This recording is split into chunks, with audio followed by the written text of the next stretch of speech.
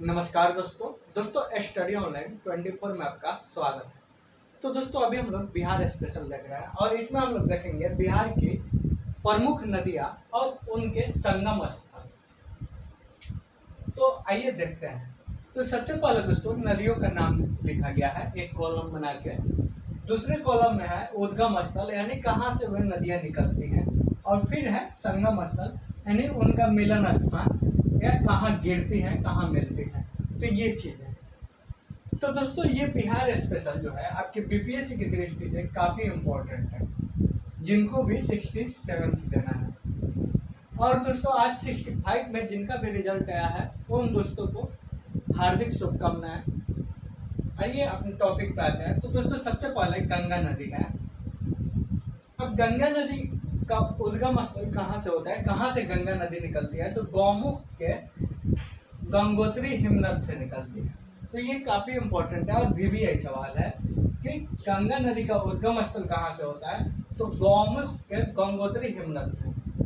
दोस्तों एक वीडियो इसका पहले डाउनलोड हो गया है आपका, जिसमें नदियों की लंबाई बताया गया था, टोटल लंबाई कितनी है और बिहार में कितनी लंबाई है। तो उस वीडियो को भी आप लोग देख लीजिए।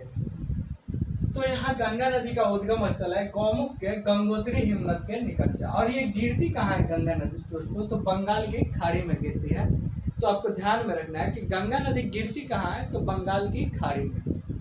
नेक्स्ट दूसरा नंबर है गंडक नदी। ये भी बिहार की इम्पोर्टेंट नदियों में एक मानी जाती है। इसका उद्गम स्थल कहाँ से है, तो अन्नपूर्णा श्रेणी के मानमूट तथा कुटांग के मध्य, यानी अन्नपूर्णा श्रेणी जो है इसके मानमूट तथा कुटांग के मध्य से ये निकलती है। तो इसको आप लोग अच्छे से ध्यान रखेंगे। और ये गंगा नदी में मिलती है गंडक। तो गंडक जो है गंगा नदी में मिलती है और किस जगह पे मिलती है, तो दोस्तों हाजीपुर के निकट में मिलती है। ऐसे क्वेश्चन आपके एग्जाम में पूछे जा सकता है कि गंडक नदी जो है बिहार में गंगा नदी में कहाँ मिलती है, तो हाजीपुर के निकट मिलती है। नेक्स्ट है घाघरा नदी। दोस्तों घाघरा भी इम्पोर्टेंट नदी है। तो इसका उद्गम स्थल कहाँ है, तो मापचा चुंगो। तो ध्यान रखना है कि मापचा चुंगो हिमनद से ये निकलती है और ये भी गंगा नदी में मिलती है। तो आपको ध्यान रखना है कि गंगा नदी में मिलती है और कहाँ मिलती है, तो छपरा के निकट मिलती है। तो दो यहाँ आपको मिल गया, दो दो करके आप ध्यान रखेंगे। और फिर इधर भी आप दो दो कर लीजिए, कॉलम में बांट लीजिएगा, आपको याद करने में आसानी होगी।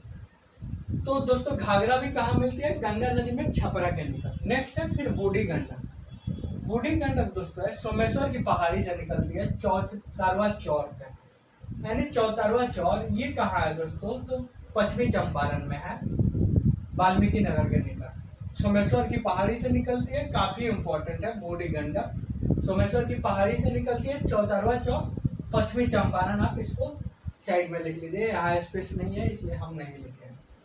और ये भी दोस्तों गंगा नदी में मिलती है। कहाँ मिलती है, तो मुंगेर जिला के निकट। तो आपको ध्यान में रखना है कि मुंगेर जिला के निकट निकलती है।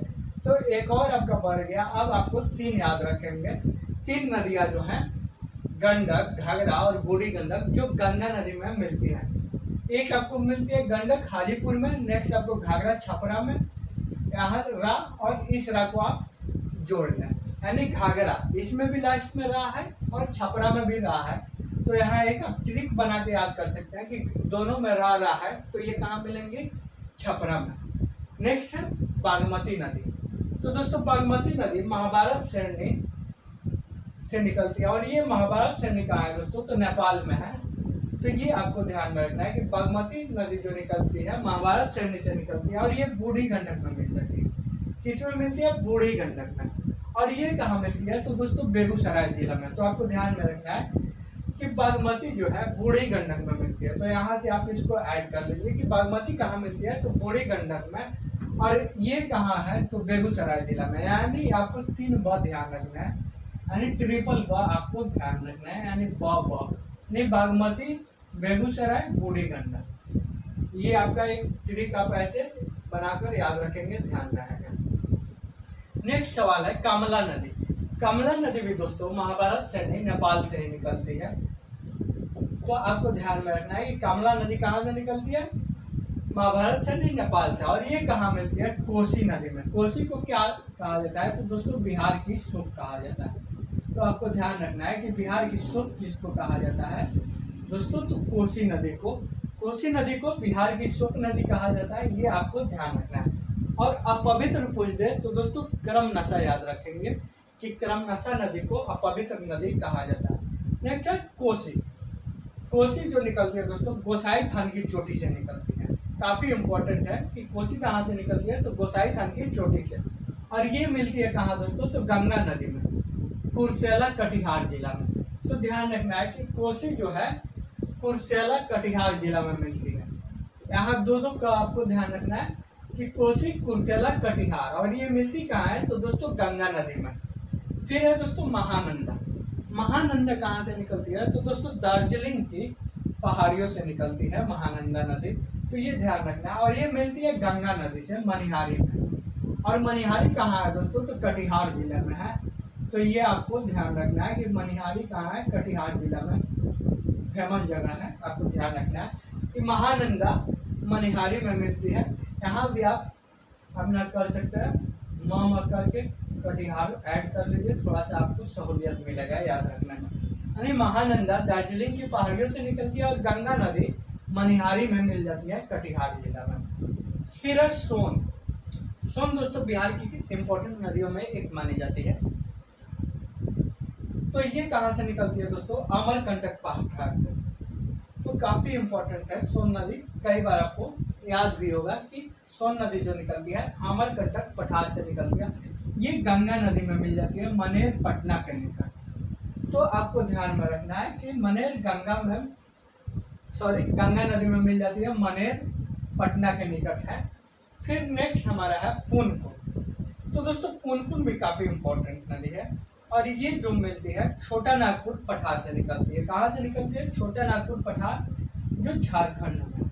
तो आपको ध्यान रखना है कि छोटा नागपुर पठार पलामू जिला से पुनपुन नदी का उद्गम होता है।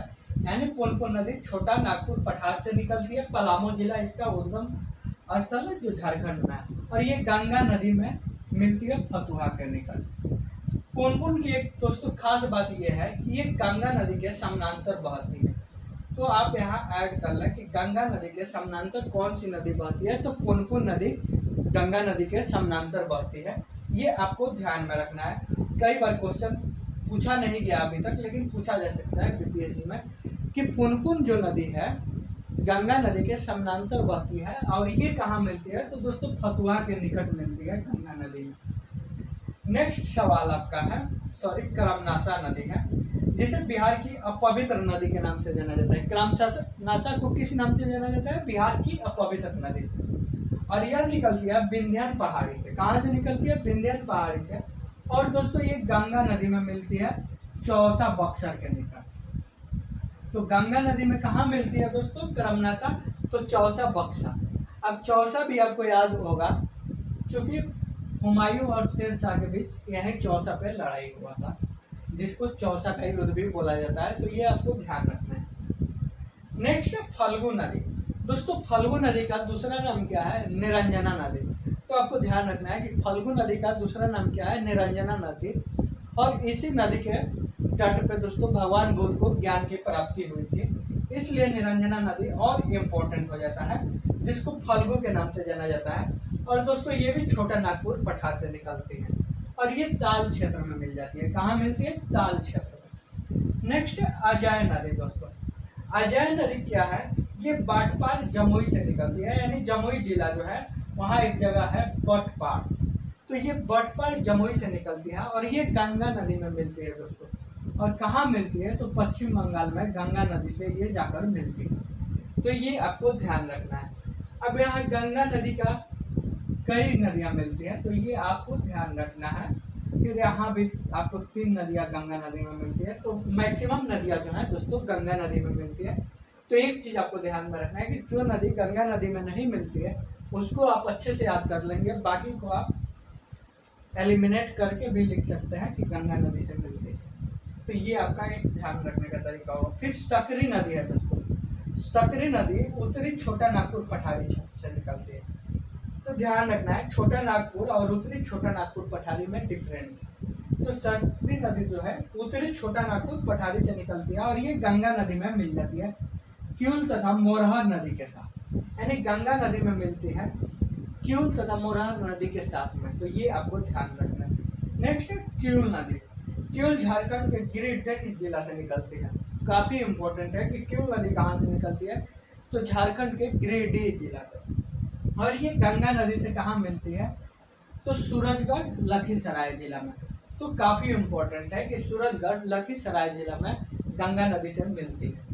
तो दोस्तों वीडियो का ये हमारा कुछ बिहार की महत्वपूर्ण नदियाँ थी जिनको हम लोगों ने कवर किया, जो आपके बीपीएससी एग्जाम में देख सकते हैं। और आपने पिछले 65वीं और 66वीं का जो क्वेश्चन देखा होगा उसके आधार पे आपको ये अनुमान लग गया होगा कि बीपीएससी का स्टैंडर्ड धीरे धीरे बढ़ते जा रहा है, तो हम लोगों को भी अपना स्टैंडर्ड बढ़ाना पड़ेगा। तो दोस्तों वीडियो कैसा लगा आप लोग कमेंट करके ज़रूर बताइएगा और अपने दोस्तों में भी अधिक से अधिक शेयर कीजिए ताकि और वीडियो हम लोगों को बनाने के लिए मोटिवेशन मिले। धन्यवाद दोस्तों।